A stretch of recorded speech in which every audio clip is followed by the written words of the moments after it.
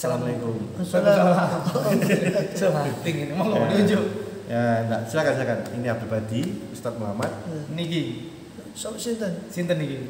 Cece Koca. Di channelnya Sunjaya Ustadz Muhammad Baude. Ustadz Muhammad Barapa. Keliru centangnya Barapa. Bukan Baude.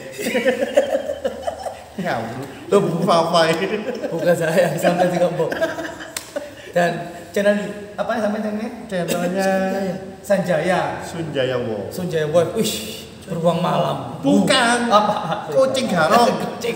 Serigala kok Kita dalam membahas manajemen dipegang seorang istri atau keuangan, masalahnya dia akan keuangan tuh dipegang sama istri sama boleh enggak? Bukan curhat.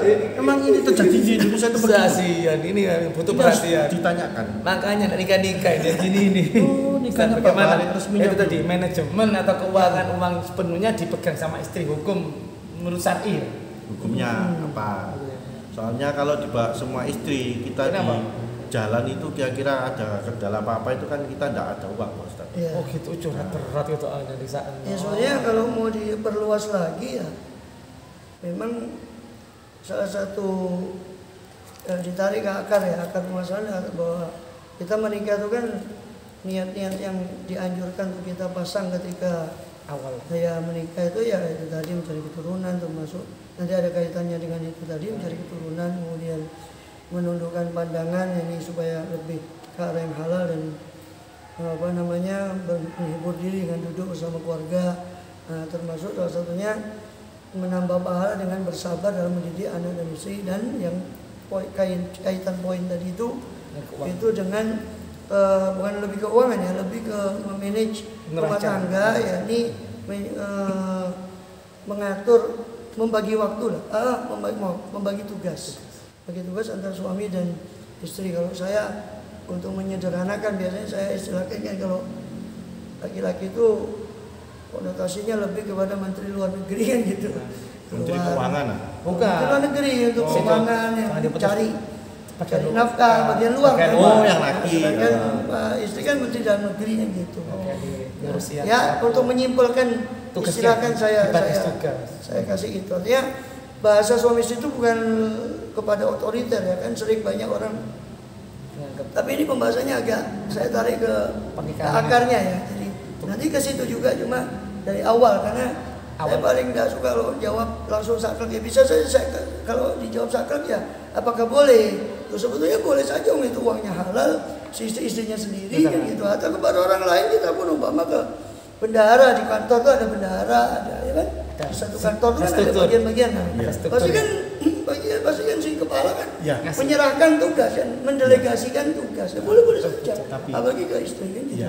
Kalau dibahas masalah boleh atau hukum syar'inya kan gitu. Kenapa sih kok cerdas mau kenapa? Tapi Pak Ustaz, kalau uang sudah masuk istri, itu susah keluarnya kalau diminta lagi.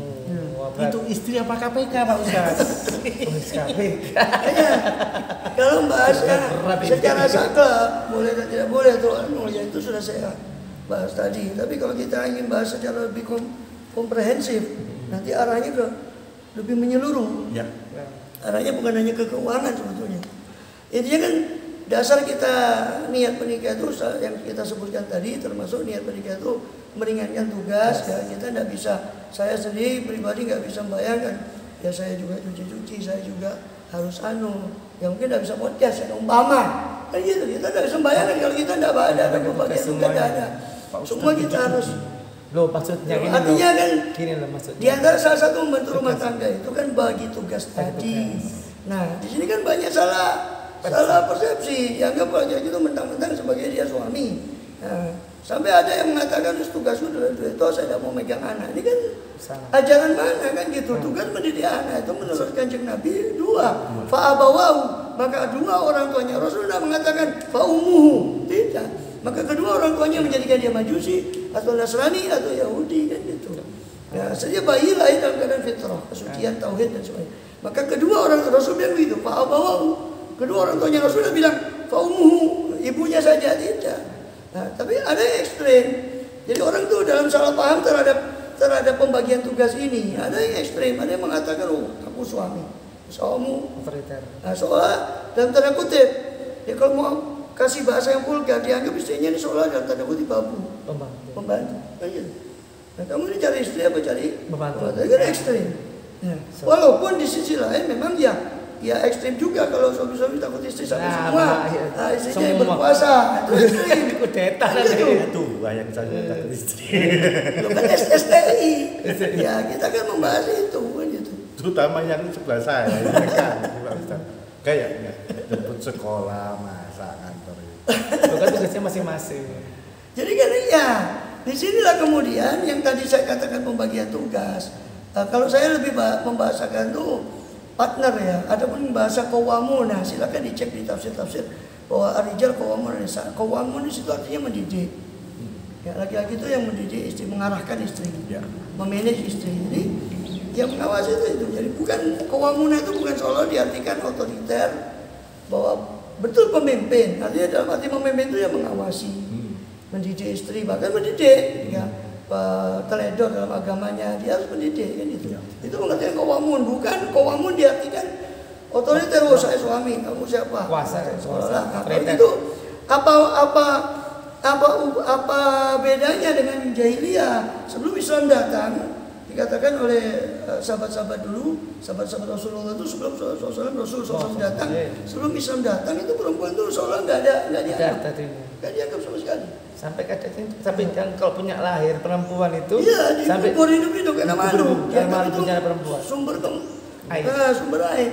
Sampai ada kan kita pernah dengar mungkin mengubur itu anak perempuan. Bukan hanya itu, dalam warisan tidak dikasih sama sekali bagian, tidak ada. Kemudian tentang masalah hukum pernikahan di jahiliyah ya, kita bicara sama jahiliyah. Jahiliyah itu dari mana?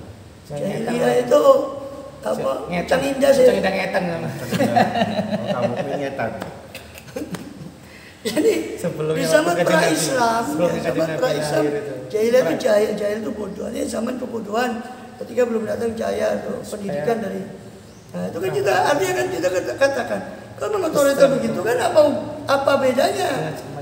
Dengan dia perlakuan wanita di zaman jahiliyah juga kurang lebih seperti itu, seolah nggak dianggap warisan, nggak ada bagian. Wanita dulu sebelum datang Islam nggak ada bagian dalam warisan. Dalam rumah tangga suami kan talak kan boleh kalau dalam Islam kan 3 kali. Setelah 3 kali dia harus kawin dulu baru boleh kembali, dan setelah cerai baru boleh kembali ke. Kan gitu. Kawin ceweknya dulu. Iya. Sama lakinya juga. Sama laki. Dan harus. Ceweknya harus laki-laki suami baru, dia juga bukan sekedar kawin, harus kumpul suami istri. Masa harus dijelaskan. Nanti kalau sudah nikah baru efek belum nikah ya ini. Kalau belum nikah ini makanya apalagi dibahas ini juga gak mau nikah tambah ini. Tambah dibahas masalah polemik ke rumah tangga tambah pikiran terus ini bab ini saya.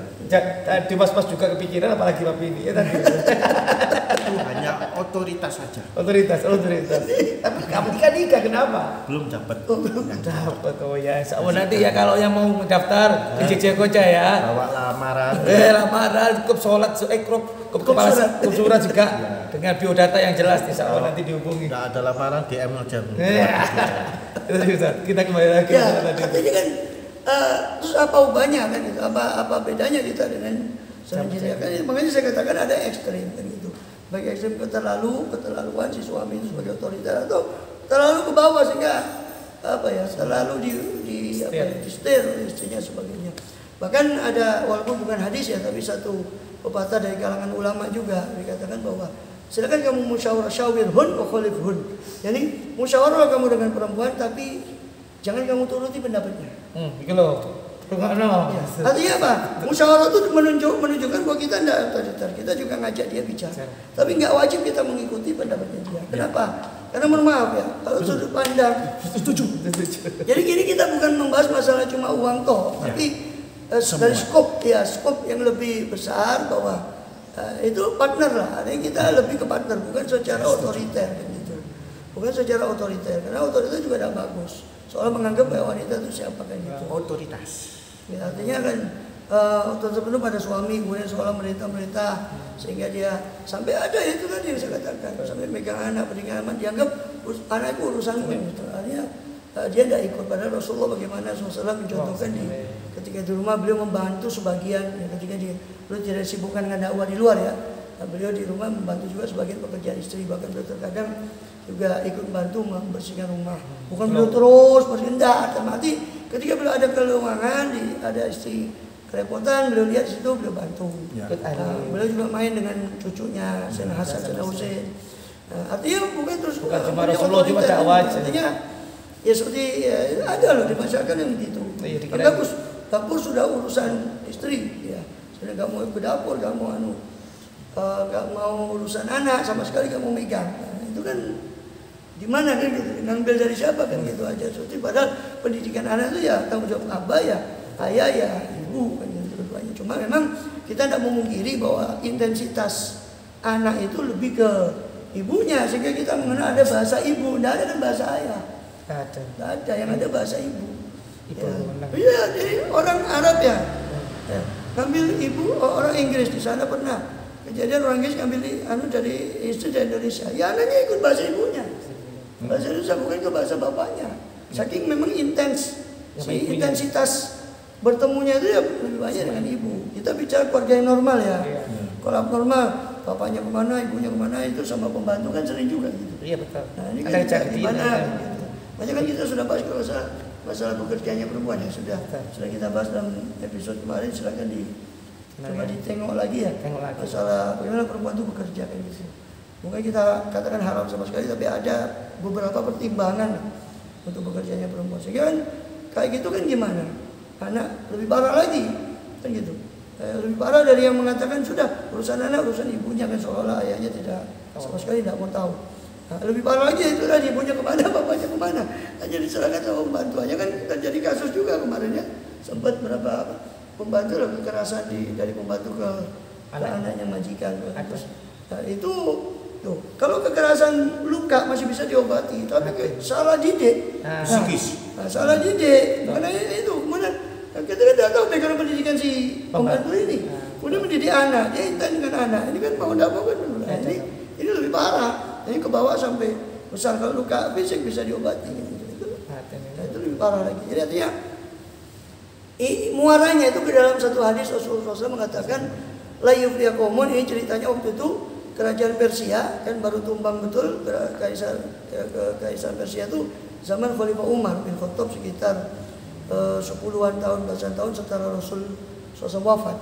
Zaman Rasul itu sudah mulai melemah ke kaisaran Persia, sampai saking lemahnya ketika itu tidak ada raja yang cakap, digantikan oleh putrinya. Kisra Persia itu yang naik, seorang putri. Maka Rasul mengomentari lan yufliya qaumun walau amruhum imra'atan. Bahkan direkam juga oleh Imam Bukhari di Sahihnya, tidak beruntung satu kaum yang menyerahkan segala urusannya kepada perempuan. Bukan apa? Saya khawatir juga disalahartikan, karena memang kenapa kok begitu? Karena dalam bahasa Nabi, sosok perempuan itu nisful akal, makhluk yang kurang agama dan kurang akalnya. Jangan ditafsirkan negatif dulu ya. Kurang agama, kurang. Loh, ketika disampaikan ini, jangan-jangan wanita sekarang, wanita sama Nabi pun tidak terima. Ya Rasulullah, kok kami dikatakan kurang agama? Dibalik sama Rasul, bukankah kamu ketika datang bulan, haid, nifas, kamu tidak sholat, kamu tidak puasa? Kan dari segi agama kurang. Itu kekurangan agama. Terus kekurangan akal kami bagaimana? Bukankah Quran mengatakan saksi satu laki-laki itu sebanding dengan saksi dua perempuan? Nah, tapi di situ justru jangan marah dulu. Di situ ada kelebihan masing-masing. Allah tuh jangankan manusia ya, jangankan dalam mencipta manusia ya, Allah dalam mencipta semua makhluk. Nyamuk sekalipun itu, ya kan? Bapak pabrik obat nyamuk itu, dari nyamuk saja itu menghidupkan banyak orang, ribuan orang bekerja. Padahal kalau kita lihat nyamuk itu apa sih untungnya? Nyamuk itu sudah ganggu kita, kadang menyebarkan penyakit. Tapi di situ maksudnya saya ingin sampaikan, tidak ada satupun yang Allah cipta dan Allah tentukan itu tidak ada sia-sia. Nah, perempuan dibalik dia berakalnya, perempuan itu lebih memakai insting, sehingga laki-laki lebih ke apa-apa mikir dulu pasti. Egois. Ya bukan, dia lebih ke logik. Cewek merasa. Sehingga kadang Iya, ibu lebih ke insting, ibu perempuan lebih ke insting. Jadi masing-masing itu ada kelebihan dan kekurangan. Bukan jangan ditanggapi hadis ini. Oh, masa itu diskriminasi, apalagi orang yang terlalu semangat emansipasi. Apa yang kamu perjuangkan? Sebetulnya ketika lah dulu ada salah paham sehingga perempuan dibelenggu di zaman Kartini, sebelumnya Kartini dan sebagainya. Perempuan tidak boleh. Tapi kalau menuju ke aslinya pendidikan Islam, thalabul ilmi, menuntut ilmu itu wajib bagi laki dan perempuan. Tidak ada bagi laki saja sebetulnya. Tapi kan kemudian ada mungkin penafsiran agama atau apa yang salah sehingga seolah perempuan itu macam belenggu dari pendidikan dan sebagainya. Ya bukan salah Islamnya kan. Islam tidak mengajarkan begitu kan gitu. Artinya hadis yang tadi kita sampaikan oleh Nabi itu sahih, bahkan di Bukhari, bahwa makhluk dikatakan naqisatul akal wa naqisud din. Perempuan itu kurang dari segi akal, konsentrasinya ya presisi dari segi akalnya, dan kurang dari segi agamanya. Kurang dari segi akalnya bukan berarti bodoh, bukan. Berarti dia lebih menggunakan segi akal itu nomor berapa kan itu. Dan itu dibutuhkan. Kenapa kok lebih cenderung, makanya dia diserahkan lebih cenderung ke pendidikan anak. Mengingat tugas perempuan kan mulai dari mengandung, mulai dari menyusui, mendidik. Walaupun tadi kita katakan mendidik itu bukan monopoli perempuan saja, ada andil bapak juga di situ. Tapi kan lebih intens. Nah, mengingat tugas yang demikian, maka malum kan Allah bekali dia dengan insting yang besar. Gitu. Jadi dikatakan kurang akal bukan berarti negatif ya konotasinya seperti itu. Jadi intinya bukan hanya keuangan. Itu solusinya bagaimana? Boleh. Kalau kita juga kita akui ya, saya sedih ya. Sebagian itu kita serahkan pengaturan, tapi tidak semua. Ya, kenapa? Karena tidak semua. Kenapa? Karena saya yakin, saya ini orangnya, saya tahu diri kan. Saya ini orangnya agak boros sudah. Kalau megang uang itu kan kita untuk kebaikan. Walaupun kita untuk kebaikan, bukan untuk poin-poin gimana enggak. Karena untuk pengajian, untuk ini, untuk itu. Kita butuh di jalan. Nah itu. Nah tapi pegangan.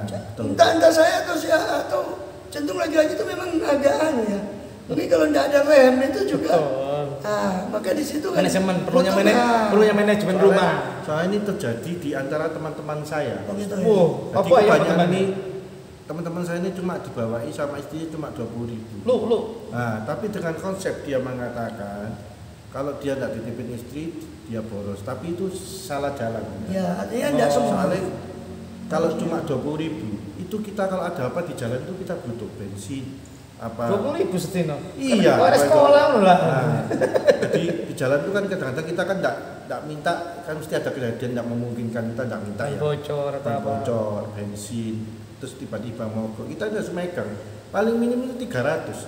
Pada dulu di istilahnya orang tua kita, nenek kita kan udah bilang ada dompet laki, ada dompet nakal. Ini yang saya suka, dompet nakal ini. Buat apa dompet nakal? Tahu aja ini. Jangan diteruskan, bahaya di sini. Jangan ya nak. Jangan. Ya, artinya lebih ke kalau ke Abdul Haddad itu dibahas aja di Nasihat Diniyah. Di antara adab yang harus dijaga dalam pernikahan itu jangan sampai istri itu jangan kamu beritahukan semua mempunyai penghasilan pada istri. Ya. Nah, adapun dalam arti memanage ya silakan. Dan istri kan juga perlu. Masa iya apa-apa langsung kita ada kantor, istri perlu di rumah, ada LPG, ada ini, masa iya kita harus ke rumah kan tidak mungkin ya. Gajinya 5 juta kasih istri 2 juta, 3 juta masuk dompet.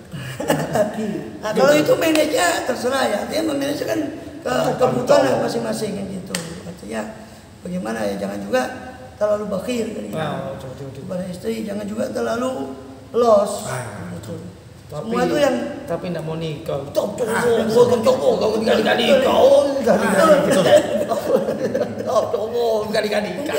gara-gara dengar dari teman-teman dia kita mau nikah. Jadi was-wasnya tumbuh terus gak mau nikah, dapat manajemen keuangan yang maunya. Saya tidak mau nikah Pak Ustadz, cuma belum dapat. Iya, sama insya-Allah nanti. Nikah ya. Insya-Allah. Mau. Mungkin dari insya-Allah nanti. Tidak mau, tidak mungkin saya nolak. Insya-Allah nanti. Secepatnya insya-Allah. Ya, jadi supaya putih, cantik, bawahnya tidak hitam. DM saya. Tadi masalah manajemen, manajemen itu keuangan itu supaya cepat nikahnya itu pada mati uang itu dan sepenuhnya ke istri ya. Nah betul. Kalau sudah masuk istri keluar susahnya. Kayak Sri Mulyani, Menteri Keuangan. Kayak ikut-ikut saya. Urusannya jomblo ini yang istri. Itu tadi masalahnya konsepnya manajemen uang ini jangan sampai sepenuhnya ke istri. Ya bukan uang ya, tadi semua itu tadi kembali ke tadi syawirhun wa mukhalifun. Saya ada pengalaman di masyarakat. Sebagian orang itu, masya Allah, abahnya ini terkenal dia ya. Saya tahu betul keluarganya. Ayahnya terkenal dia streng sama agama, sama pendidikan agama itu sangat kuat. Tapi karena salah, mungkin wallahualam salah asuhan atau gimana, hanya si anak perempuan ini kong kali kong sama ibu. Waduh. Sama ibunya. Waduh. Nah ini kan bahaya kan gitu. Bahaya. Jadi intinya dalam memanage baik itu pendidikan atau apa itu memang yang ambil peranan yang lebih dominan itu memang apa laki-laki atau suami. Nah ini kan juga partner lah, partnernya pengawas saja. Saya tidak mengatakan menjadi babu dan sebagainya, itu kan terlalu vulgar juga dan itu ya salah manajemen juga kalau dianggap jangan bilang aja goblok. Jangan Pak Ustadz. Jangan dibahas. Ya, silakan bermusyawarah tapi jangan semua diikuti kan itu tadi. Karena ada beberapa kekurangan istri ya ditutupi oleh suami, kekurangan suami ditutupi. Makanya di dalam bahasa Qurannya suami itu dikatakan antum libasul lakum wa hunna libasul lakum wa antum libasul lakum. Mereka itu pakaian bagi kalian, kalian ibarat pakaian bagi mereka. Diibaratkan seperti itu dalam bahasa Quran gitu. Harus tegas. Hidup orang laki. Tapi semangat. Tapi tidak nikah-nikah. Sebentar lagi. Kapan lagi? Buktikan. Sebentar lagi saya siapkan rudal saya. Insya Allah, alhamdulillah sudah beres ini. Insya Allah cepatnya nanti dikabari di YouTube-nya ini mau nikah. Insya Allah. Sama-sama. Kan belum dapat ya makanya. Siapa yang mungkin dari pembahasan ini motivasi keluarga semuanya, bukan kita mendiskriminasikan seorang perempuan. Dalam arti kita ini memanajemen dalam arti keluarga, bagaimana tugasnya seorang suami sama istri bagi sama-sama partner untuk kesamaan keluarga semuanya. Memimpin. Iya betul, biasa memimpin dari nikah. Memimpin kalau dia ini udah nikah baru dia ngomong pemimpin, memimpin lemes gini nanti. Enggak mungkin. So nanti ketemu lagi di channelnya CJ Okocha dan di Ustaz Muhammad Ali Baraba, Habib Adi. Insya Allah ketemu lagi. Ini korban apa ini? Insya Allah ketemu lagi di channel YouTube-nya. Assalamualaikum. Nanti ada pembahasannya lagi di kolom pertanyaan. Kita DM pertanyaan, kita nggak perlu sebut nama suatu yang netizen yang dia DM kita. Kita cuma pertanyaan kita bahas lagi di YouTube-nya. Orangnya namanya disembunyikan. Dan orangnya ditutupi pakai kain. Oke? Siap.